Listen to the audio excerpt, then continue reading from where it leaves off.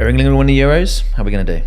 I think we've got a really good chance. Yeah. I think if we keep Harry Kane fit and we keep Bellingham fit, we've got a great chance, an amazing opportunity to do it. I don't know if Gareth Southgate has got the...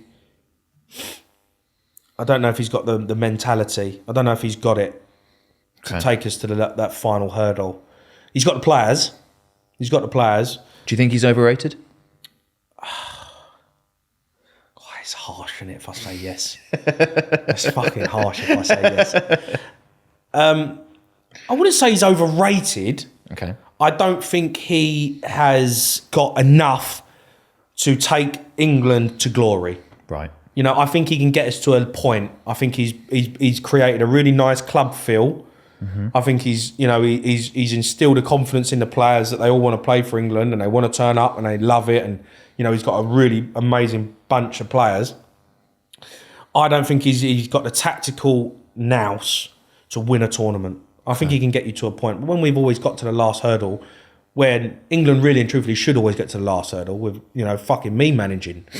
You know, I could qualify for the Euros being the manager of England. Go out there, they'll just pick Jude Bellingham, Harry Kane, we're going to qualify. Yeah. You know, like, you know, any man and his dog can manage England to a certain point. When we've got to the final point, whether it's a semi-final, quarter-final, and we've played against the nation who are as good as us and have got the same quality, we get beat. Yeah, yeah. You know, we've got beat when we shouldn't have got beat. Italy, Croatia, France.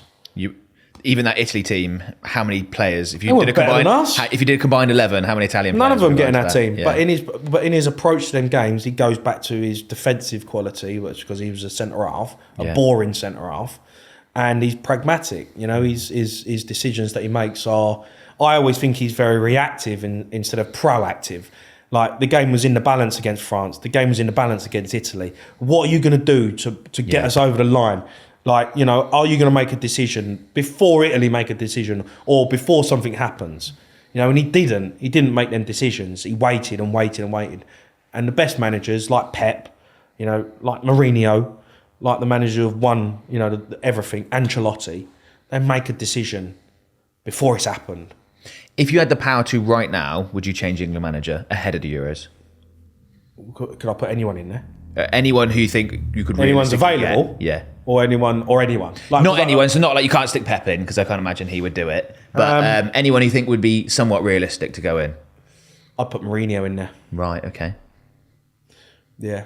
I mean, I think if you're going to go into a tournament, I'd love Jose Mourinho to be the England manager. I think it'd be amazing. Well, in this Euros, England must have the best squad, maybe alongside France, and it's probably quite a distance between them and the next we don't have the best manager. And we don't have a manager who knows how to win a trophy.